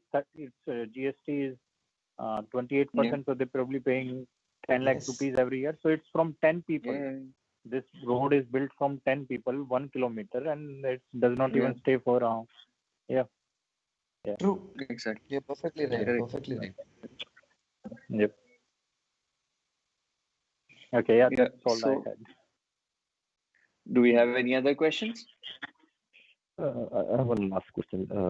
It's Vishnu Shant. Yes, Vishnu, please. Sharat, what's the state of JDS in Karnataka? There was some talk recently of the merger with BJP, which was presented. And we also had some, as you alluded earlier, in Pina, we had some volunteers of JDS joining us, right? So what's the state of JDS right now? See, today, if you see JDS, people have realized that they are not loyal to anyone, whether BJP or Congress. They were there with Congress for some time. They didn't do anything good. They were there with BJP. They did not do any good. They are only looking for power. And for that, they can go and do a joint venture with anybody who comes in. So that's what people have started understanding that reality. And they say that you don't go and do a joint venture based on ideologies or matching of principles. You just do it because you are in need of power. So that ways they have lost their trust among voters, and that you can see in the whatever bypoll elections that happened in Sira. Sira was their constituency, so they had their JDS MLA, but they have lost it to BJP now. So they have started losing their voter base. They have started losing their volunteers. Even in the Rajarajeshwari Nagar bypoll election which happened, many of their volunteers shifted to different parties during the election time. They said, no, there's no future in JDS. We don't want to be with them. So they have started losing voter base. They've started losing volunteers. And as you said, some people have come and joined with us as well. So they've started losing good people uh, in JDS. So JDS is in a mess today. I think somewhere to save themselves, they are looking at leaning on with some other party, and they are looking at leaning on to BJP because they feel BJP is a stronger party here. But I don't think that will work because they will not merge with any other party. They will like to remain as a separate entity because they are really hungry for power. So they are not going to merge with anybody, because if they merge with some other party, they will not have Kumaraswamy as the CM candidate, which they cannot accept. So that way, JDS is into soup, if you see today. And with the latest support that they have given in the Assembly and Council with regards to the land reforms and APMC Act, it's become very difficult for them to talk to farmers saying that we support your cause, because they don't support their cause. And farmers have started understanding about it. We had a discussion, panel discussion on that, and I actually asked the JDS youth president on the TV media saying, how can you now go back to a farmer and say that we are your party after all this that you're doing in the assembly? And he didn't have an answer. He was really silent. Finally, off records also, when I asked him, he said, what do I do? The senior leadership took this decision, and do they come and ask us? They don't come and ask us. So somewhere within their party also, people have started losing that hope onto the leadership in JDS. So JDS is losing their ground. It's going to be probably a competition between Congress and BJP, and how we make inroads between this fight is going to be the change maker. So we look at it as an advantage that people are losing hope on this JDS. If you see how JDS actually emerged also in the last decade, is because people wanted a change and they thought that JDS could be the change and Kumaraswamy could be the whatever youth icon kinds of a CM decade. Now that's not the case. So he's Yeah. done all foolish things in the past, and even now he continues to do all these things, which is not going to help that party. Do they have a very loyal caste-based following? Yes, in some places they do have. They have a caste-based following, so there is that advantage that they try to play on every time. But off late, that also is not working. As I said, in the bypoll elections, they tried to play Right. the same game in Sira as well as Rajarajeshwari Nagar. Both places they failed playing that politics. It did not work. Mhm. See, today people somewhere have started realizing that we need to talk about developmental politics. leave all these caste politics, religion-based politics, language-based politics. It doesn't work for future. People have started realizing this. So I think that will work for us. So how I look at it is, it's JCB is one. So I always call them JCB. So JCB is one, and we need an alternative. What is JCB? Janata Dal Congress BJP. So so I take this every time that there's no difference between J and C and B. All are actually different faces of the same coin. They're just fighting here for their power politics. Nobody here is having any ideology or a proper philosophy of why they are into politics. Okay, so today they want to support BJP, so they are ready to support on APMC Act and land reforms. Tomorrow, if suppose JDS becomes the majority, they might have a different stance altogether. Right. So there's no ideology they have. Yeah. So this counter JCB movement, other than Aam Aadmi Party, who else are eyeing for it? Do we have BSP? I don't know, in like left or anybody? Who else are eyeing for a share of that pie? I think there is no strong party which is there to fight JCB apart from AAP. That's where I see an opportunity for Aam Aadmi Party because people want a change. We had some surveys done also, which also gave the same result, saying that a major portion of Karnataka population wants a change from the JCB parties, and it's a good opportunity for us at this point of time to become that alternate, to prove to people that you can trust on us, we can be that alternate. Today, I don't see any other party which can take place against JCB apart from Aam Aadmi Party. That's very encouraging. Outside of Bangalore, do we have pockets of support in other places? Yes, Which are the definitely. key That's why. places where AAP has bloomed other than Bangalore?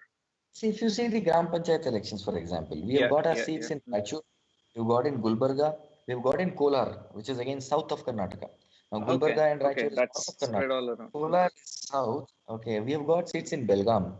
Okay, two of our candidates did not have competition at all. Nobody filed their nominations because probably the support was like that from the ground. So people said we want to vote only for the Aam Aadmi Party candidate. So that way, if you see, we have won in many places. As I said, in Dakshin Kannada, we were in the second place in a couple of places. So this is across Karnataka that we are seeing support for Aam Aadmi Party. Bits and pieces, yes. Like yes, we have a team in Tumkur, we have a team in Bijapur now, we have a team in Hubli, very very strong team in Hubli Dharwad, and we have a very strong team in Mysore. Mangalore, Dakshin Kannada, it's picking up. Gulbarga, Raichur is superb. Like Raichur, one single taluk has bagged 10 seats. So, Gram Panchayat seats. Okay. So that's a great thing. So you see different parts of Karnataka, which is now talking about AAP. And if rural areas, people have started understanding the Delhi model and are respecting AAP's way of politics, I think in no time you will see change in Bangalore as well. Okay. Do we have some more questions from the volunteers?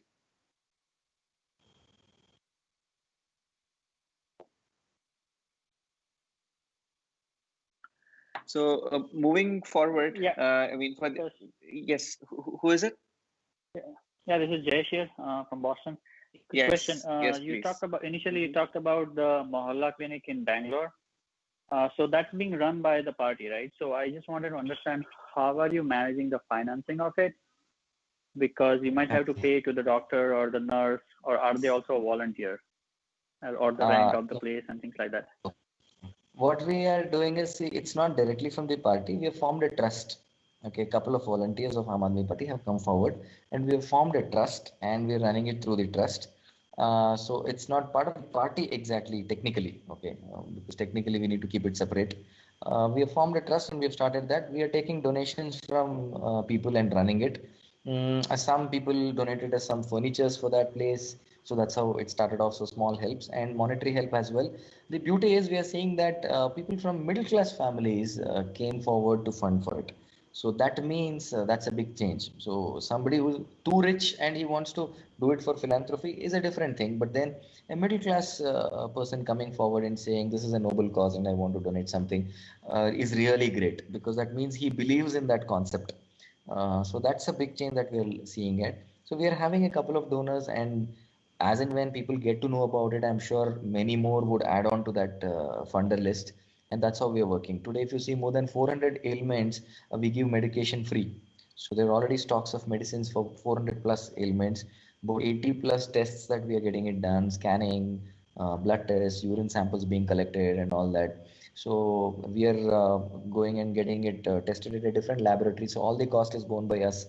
The end user or the end person who comes in, for him it's completely free, whether it is doctor consultation or medicines or tests. So we're all doing it through the fundings that we are raising it for the trust, and some noble souls are really helping us on that.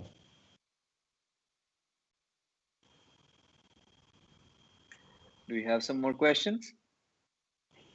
Yeah, Prashant, this is Sajan. So, Yes, Sharat Rajan. and to all on this call, right? So basically, it is not a question, but in Kerala, in the recent Panchayat election, what happened is there is a similar wave going on, and there is a party which is called 2020, just like the cricket, right? 2020, which back in around like when AAP was formed, that is when this party also was formed. Okay, they first got one panchayat, and because of the transformation that happened in that panchayat, this election they got the nearby, four more panchayats. In one Fantastic. panchayat, actually, they swept complete, all seats, like 14 seats. Fantastic. They got zero opposition. Okay, so Fantastic. what I'm trying to say is actually, if in Karnataka, if we could take one panchayat and if you could make it as a model, it is very easy to spread from there. Okay, that is what we are seeing in Kerala. One now turned into 5, and they are now talking about contesting the assembly election in from few selected seats in the next assembly election. So it is similar to Aam Aadmi Party, but it's different. Okay, it is very local. Exactly. This is the idea. This is the idea that we are talking about. See, if you see, the beauty is, I think we are the only party today which is just not looking at winning seats. I'll give you an example of BBMP elections. We are also during the lockdown, when people could not go out and do a massive campaigning and all that was not allowed. We had a lot of training on Zoom calls through retired IAS officers for our volunteers as to make them understand as to what is the BBMP Act, what can you do as a corporator, what is happening today with that 10,000 crores which comes as an annual budget, where are the loopholes, so where probably you can, if you tomorrow you become a corporator, where all probably you can add value to the society. All that was done, and it's a continuous process that we keep doing. Now the beauty is, on one side we are trying to build our strength in the wards to make people win. On the other side, we are also developing their skill sets, because once they become corporators, they should not take an year or year and a half just to understand the concepts of the corporator's role and all that. So all this is happening because we want to have golden wards once these wards are won from our side. Same thing you will see in the Gram Panchayats also. There will be a lot of support from our side, from the leadership team, to make them really execute all those dreamy ideas that they have for their village. So the idea is, when we win these seats now in the Gram Panchayat, yes, along with that, when we win the seats in BBMP, we're going to make them golden wards. So people are already aware inside the party, especially the whoever are probable candidates, and even most of the volunteers. It was open for everybody, the Zoom calls and all that, where they know exactly that okay, these are the roles of a corporator. This is how it functions. This is how the budget allocation happens, and this is where people are not doing their work. And when we come into power, this we should be doing this. So this information is also being given. I think we are the only party which does that. So we are not only bringing in the campaign speed, we are also grooming our people to become able corporators and councillors. That's all because we want to make golden wards in Bangalore. Because once that happens, we gain a lot of trust among people, and we want to tell people and show people that we are not people who work on religious sentiments or a language sentiment. We work on developmental politics. Once they see us doing that, believe me, assembly elections will be a cakewalk. Sharat, you are in the media business, right? And so here is what we are up against. And I think this makes our job actually very, very easy. if you talk to any senior leader of BJP, they'll tell you, in order for their voters to realize BJP's ideological goals, BJP has entered in the business of politics, right? Yes. They've gotten into the business. They see politics as a business, and they will do whatever it takes to win these elections. That's their mantra. It's very, very simple. Yes. They don't hide this. They're very clear. We are in the business of politics, and we'll do whatever it takes to win elections. So, so I think that tagline leaves a lot of room for people like us who are in the business of politics because of our work and who we represent and how we are going to go about, achieving our goals versus what they're doing. So I think, even from a tagline differentiation perspective, from a top-down perspective, there is a lot of room for us to be able to come in and occupy that mind share versus what these guys have propagated over the last, 6, 7, 8 years of their existence. True. You're really right. You hit it on the nail. It's actually right what you're saying. So they are in the business of politics. We are in the, I would say, business of bringing some change. So yes, they are very power hungry. That's the sad part of it. Somewhere that's the reason you see there's a lot of corruption in BJP, and people are witnessing that. And it's really they've made politics a business. So they're two different things. You're making politics as business, and you are in the business of politics. Probably they are not in the business of politics. They're making politics a business. So we need to tell people about it. Right. Instead of being in politics for public service, they're in politics for business purposes, right? So that's, yeah. Yeah. So and the country is witnessing, right? And the country is Yes. witnessing the result of their positioning, right? We all as a country are witnessing how we have handled COVID, how we have handled the country is handling this farmers' protest, how the country has handled all other crises, right? Demonetization and gas prices worldwide have gone down, but petrol in India is so very expensive. So Yes. what the hell is going on, right? So Seriously. See, today after COVID, if people are struggling for their daily bread, and we had to actually today India, I would say, has survived because of the NGOs and volunteers who were on ground, who were helping people all around. If not for the NGOs, we would have been in real trouble. Now that's because we have an inefficient government. If we had an efficient government, there is no work for an NGO. So Exactly. that's the problem. So why is somebody Clean distributing water food? should not be a matter of charity. Clean water should be a fundamental human right. Yeah. Correct. Clean drinking water or your basic amenities, basic Yep. healthcare, education. Why are we not making it easily accessible to everybody? So quality education, it's a quality very healthcare is not there. right. No, but because their motto is different. They are not serving the public. They are serving their own volunteers, their own cadre. It's a business organization, and a lot of people, their daily bread comes from being part of the BJP bandwagon. Right? And those are the people that they need to serve, because those are the people that are going to go out and bring their votes. So it's a whole different, goal and a whole different structure of the organization. And it's funded nicely by the millionaires and the billionaires in the country, and it serves their purpose, and it serves the purpose of the people on the ground level. So they are. I mean, when the first deputy finance minister in the first government, BJP government, was asked by a journalist as to when will poverty go away from India, right? Now that you are the deputy finance minister of the country. And he didn't even have to think twice. His answer was, it's not for another 100 years. Oh my right? God. And so that tells you that they are not in the business of public service. My point is very simple. If we focus on these few things, it exactly tells you what their messaging, what their ideology, what their method of working, who they are serving. Everything becomes clear. And now you draw a pie chart and say, all right, what is the ground that is left out for us to occupy? There's a whole heap of ground that we can occupy, right? From a messaging and clean politics perspective. And all we needed was a great model in Delhi. And I think we have that now.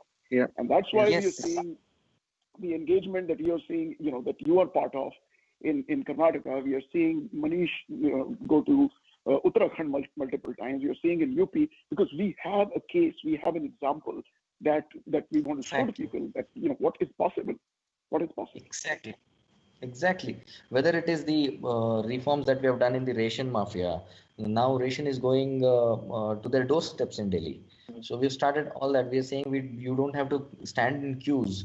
So these are small things for us, but then for a common man who is depending on the ration from the whatever government stores, for him it's a big advantage that he gets his groceries at his place from the government. So these are small things, like for example, free bus passes for women in Delhi that we are doing really helps them go out and find small jobs, because if they're earning Yeah. 5,000, 6,000 rupees per month and spending 1,500 rupees on their bus passes makes no sense Right. at all. She's not saving anything. So Correct. these are small things, but then make a very big impact in their lives. So today, a common Delhiite would save about 7 to 8,000 rupees per month because of the Delhi model. Correct. So Correct. Yeah. that's the real life Which change. is So why people came out in hordes. Which is why people came out in exactly. hordes in the second election to vote for. Yeah. Exactly. Exactly. See, for a common man, a Section 370 makes no sense at all. He doesn't understand what CAA. What brings the changes? What is the change in my life? So today, Delhi people have seen that change. 8,000 rupees per month saving is a big thing for a middle class family. Your electricity burden is not there. Your water burden is not there. You're not paying for electricity, and water is a very big plus point. You start saving that money. Obviously, there is a quality of life which changes. I was talking to Prashant in the morning and gave this example that you see a Delhi traffic, somebody touches your vehicle, probably they'll say, okay, just move on. But in Bangalore, if somebody touches your vehicle, people start fighting for 2 hours because there's a lot of frustration in life. All the frustrations are culmination of all these problems in life because of the hefty electricity bills, water bills. What do I do for my kids' education? This comes out in the way of some other frustration. So the quality of life has hampered. So that's the larger thing. I'm very sure once people of Karnataka experience our governance, AAP's governance for at least one term, it will be very difficult for any other party, especially JCB, to come back to power in Karnataka. Yeah. And also, Delhi state GDP is quite more because of the subsidy, which because of this saving. Because eventually, Yes. what happened, like when people have money, they go and spend it in the market, right? Yes. Correct. And Correct. yeah, and that moves the money around, and government Exactly. start getting more taxes. So that's why Exactly. Delhi state GDP is around, I think, 8% and 9% when we are seeing. Yes. Correct. Correct. See, Yeah. across the And world, if you see the best economies across the world, it's always the spending economy. So, whether it is the US, if you want to compare between countries, it's a spending economy. People spend there. If it's a saving economy, people want to save and they're finding it difficult to save, then you don't see the economy growing, as you said. If you see within India also, why Bombay is the commercial capital of the country is because you see a spending economy there. So when there's a lot of income in your hands to go and spend, obviously the economy is going to grow, your GDP is going to grow. See, if you see the annual budget also in Delhi from what it was a decade back, it is Yeah. doubled now from a 30,000 crore annual budget. It's moved on to 60,000 crores. So that's all because the economy has grown. Mhm. That's right. yeah, That's right. Yeah. Mhm. Yeah. yeah, I mean, like and that's what every tiny bit of money spent on basic amenities serves as a multiplier for the spending capacity in the population. Yeah. True. Mhm. yeah. So yeah, nowadays, like a common person who's paying, especially the one who is paying a lot of income tax, he's not getting education from government. He's not getting health services from not government. For water, he's using this aquaguard or something. For electricity, he's paying a huge price. Roads are in bad situation. Public safety, I mean, that if you go Yes. to court, you need to have a good lawyer, and then court goes on, case is gone. So people are not getting services for their money. Yes. Correct. So the entire money is being looted. So people, I think, maybe this example we have to give to people, like you need to Correct. bring in good persons into politics, so that they can actually use your money for you guys, right? So Correct. they can, Correct. yeah. So if I you mean, save like people get this argument for their cell phone provider. If their cell phone provider gave them a horrible service, they will change it immediately if the money's worth is not yeah, received. The challenge is to apply this logic for politics as well. True. if they save like 5,000 rupees every month, they are saving 60,000 rupees a year, and 60,000 is like 3 lakh rupees in 5 years. I Yes. mean, we can give them example of like start doing this Exactly. investment, and by the time you retire, Exactly. you're gonna have if 60,000 rupees, like with compound interest. I think Yeah, it's gonna exactly. come Exactly. 6 lakh. Exactly. This is the point that we Yeah, had highlighted in one of the, if I remember, in a press note as well. We are Mhm. told that if Aam Aadmi Party comes into power in Bangalore, you save up to 3 lakh rupees in one term. We had given this statement as well, and this has become one magic mantra. As you said, we talk to all the voters about this. We tell them 3 lakh savings in a term is a big thing, especially for those class of people who get uh, attracted to those 500,000 rupees that they get during the election from these other politicians. We go and tell them that, see, you're getting 500,000 rupees once in 5 years. Vote for us, and your saving is going to be up to 3 lakh rupees in 5 years. I'll give you a classic yep. example. There was a small time hotel, a self-service hotel in my area. So I wanted him to become my volunteer because I knew him for some time. So I called him up and said, "See, I've joined Aam Aadmi Party." This was about 8-9 months ago. Now he is a very strong volunteer in my team. But then 8-9 months before, he said, "Sir, why do you want to join some party that we have not heard of and all that?" So I told him, "Okay, forget all the other things that we have done in Delhi and all. Let's talk about your life." I asked him what does he spend for the hotel garbage that he throws out every day. So the BBMP has to come and pick it up. So what is the money that he spends? He gave me the bribe amount that he gives to those people for collecting garbage, and he said there are 5 people who come and eat in my place every day breakfast, and they don't give me a rupee because that's part of the deal. So only then they pick up his garbage. The total amount you will not believe of just picking up garbage from a small, I'm talking about a very small self-service restaurant who hardly earns about 25,000 rupees a month after all his expenses. He said his expense on garbage comes to, we did a calculation, it comes to 1.98 lakhs in 5 years. So just the Wow. Wow. whatever money he's getting as bribe and the breakfast that he serves them every day. So 1.98 lakhs. I said, we forget about everything else. If you vote Aam Aadmi Party into power, I give you a guarantee that this 1.98 lakhs is yours. From that day on till today, he's been my strongest volunteer. So, Yeah. so that's the change he That's can pretty bring good. in his life. So I didn't talk about Yeah. any daily model or anything else. Just remove the bribe part, bring in systems. You save 2 lakh rupees. Yeah, yeah, And yeah, believe me, exactly. he's not going to save 2 lakh rupees otherwise in his whole business journey. It's a big chunk for him in 5 years. Exactly. Correct. Regarding the Karnataka unit and its growth, do you feel that you're sufficiently supported by the national team, or does the national team needs to get more involved in Karnataka? No, I think now we've got a beautiful support from the national team. It's been a Hmm. daily monitoring and daily guidance. So we have daily interactions from the observer for Karnataka, which is Mr. Romi Bhatti, Hmm. and it's Yeah. taken real big speed after Romi Bhatti coming into Bangalore because there's a Hmm. lot of nitty-gritties that we are looking into in terms of the strategizing Hmm. part, and we got beautiful support. Whether on social media, central team is also supporting us, whether on the small strategies that we are planning, all Yeah. of it. In fact, he's meeting all the Gram Panchayat winners now.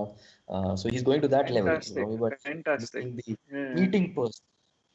So that's a very big plus point because for the Gram Panchayat winner, if somebody from the central team talks and says that we are there behind you, please go and do your good job, that's going to be a wow. So they'll be super motivated. So from the central team, it's superb support because Yeah. somewhere I feel we have a lot of hope on Bangalore as well as Karnataka because in South Hmm. India, this is one big state which can really flag up the Aam Aadmi Party thing in the state because assembly Absolutely. elections are 2023. If we do the right things the way we are doing now for BBMP and gain a couple of seats in BBMP, assembly will be a cakewalk in 2023. Yeah. So Central team is really helping us big time. Yeah. And well, like you said, I mean, you highlight this key issue of being able to save some money and the increase your amount of disposable income in a way. Yes. Yeah, it's similar, and this can cut across all lines, but every communal line, every caste line, and every linguistic barrier as well. One other issue that also comes in this category is environmental politics. This is also a vacuum in India, and Karnataka is a victim of bad environmental policy. Like the catchment areas have dried up. Kaveri is not getting as much water as it used to get 20 years ago. The conflicts are growing, and yeah, water is depleting. Forests are being cut down. So does AAP want to transform into more environmental centric politics in Karnataka? I would not say we would transform into an environmental politics. What I would say is we're making it inclusive. We're also including the environmental issues in the real sense. Like for example, I remember when in one of my media debates as well, when we were talking about the failures of BJP government in the last 1 year, I also took about the environmental issues, which is the Hubli-Ankola railway line, which passes through the Western Ghats, and it's going to Right. really hamper the fauna and sauna there. And we spoke about lakhs of trees being removed from that belt because you had to place the railway line. We also had a big protest with regards to there was a steel flyover, and if you remember a couple of years fought for it, and there was an elevated corridor which was planned, and we had a big protest in February on that. We stopped that project. So, and even the Banerghatta forest, when about 100 square kilometer was taken away by the BJP government and given it to real estate parties, we also fought for it, and I took up that issue on media. What we have seen is these things are being observed very seriously by the activists, environmental activists, and they have started appreciating this. I remember in this TV debate that I had spoken about these environmental failures, because everybody else was talking about the economic failures that BJP government had done, and I had started talking about the environmental failures also. So that's when these environmentalists spoke about my debate on the channel and started putting it on social media in their own pages on Twitter, and said I remember one of the activists said, finally we have a party which is talking about environmental issues. I'm still in touch with that activist, and we have a good relation and all that. So these are things where environmental activists are also seeing a hope in Aam Aadmi Party. When we talk about garbage, the solid waste management, that's also part of the environmental issues that we're talking of. So there is a different kind of a perception among environmental activists as well, when they say that yes, Aam Aadmi Party is probably a different party which talks about these things too. So we are talking about a lot of environmental issues. As I said about whether it is deforestation, whether it is cutting of trees within the cities because you need to come up with flyovers and all that, whether it is garbage management, we have been very vocal about it. So I would not say we would become a party which is only talking about environment, the way some parties talk about it, we talk about environment. But yes, we will make it inclusive. So environmental issues will also be one of the prime topics that we will fight for. Because see, Aam Aadmi Party anyways looks at a longer term vision. We are not looking at what we will do in the next 5 years if we come into power. It's about how we can change the lives of the next generation through our systems that we put into place. So when you're talking about all this, definitely environment comes into the priority list.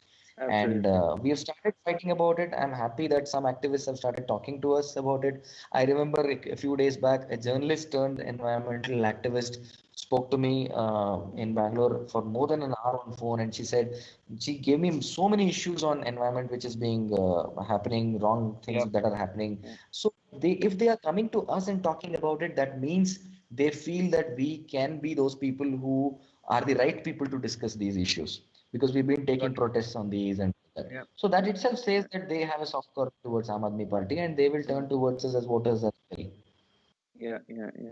The biggest weakness that these environmental movements have is that their concerns haven't become political yet. And if we could provide a vehicle for them to become political and transform at the policy level, that can accelerate change. Exactly. So I agree completely. So we are about. So we took a lot of time from you, Sharat. It's been almost 2 hours now, and so I guess it's time to conclude. Do we have some final questions for Sharat? I just have a recommendation in a light-hearted manner, Sharat. Just ask your restaurant guy to find out where those garbage guys were going for lunch and dinner and chai and everything, and you'll find out quite a lot more people who will fall. These guys are not just having breakfast someplace. If they're doing breakfast, they're doing lunches and dinners and all kinds of other things. But it was lovely talking to you, Prashant. What a very well run show, and Sharat, thank you so for your time. It was lovely, and I'll let Prashant conclude now. But I'm grateful for the time commitment that you guys have made. Thank you so much for your kind words, and thank you so much, Sharat, for joining us. It was a lovely discussion, and we hope to meet more people of your team. And and we wish you the best for BBMP, and please reach out to us. Any kind of fundraising help, any kind of volunteering help, whatever we can do to help accelerate our mission. Please count us. This speaks a lot about the moral support is really nice when you talk about all these things. I think we will reach out to you for any support that we want. Thanks a lot for this open discussion. This is a great platform, and thanks for considering me for this great show. Thanks a lot. Bye-bye. Thank you all the participants and volunteers. Thank you. Bye-bye. Thanks everyone. Thank you.